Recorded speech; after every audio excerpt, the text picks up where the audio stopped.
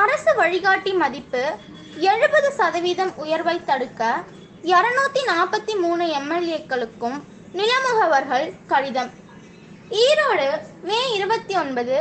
ஈரோடு மாவட்ட நிலமுகவர்கள் மற்றும் தரகர்கள் நல சங்க தலைவர் செல்வமணி, செயலாளர் ராஜு, பொருளாளர் வைரமணி, சட்ட ஆலோசகர்கள் தங்கவேலு, வீரகுமார் மற்றும் நிர்வாகிகள் தமிழ்நாட்டில் உள்ள 234 தொகுதி எம்எல்ஏக்களுக்கும் ஈரோடு தலைமை தபால் அலுவலகம் மூலம் பதிவு தபால் அனுப்பினர். அதில் கூறியிருப்பதாவது: தமிழக அரசு தற்போது அரசு வழிகாட்டி மதிப்பு 70% வரை உயர்த்த உள்ளதாக கூறப்படுகிறது. ஏற்கனவே முத்திரை கட்டணம் மற்றும் பதிவு கட்டணம் உயர்ந்துள்ள நிலையில் தமிழக அரசு கொண்டு வரும் 70% அரசு வழிகாட்டி மதிப்பின் உயர்வால் 10 வருடங்களுக்கு தொழில்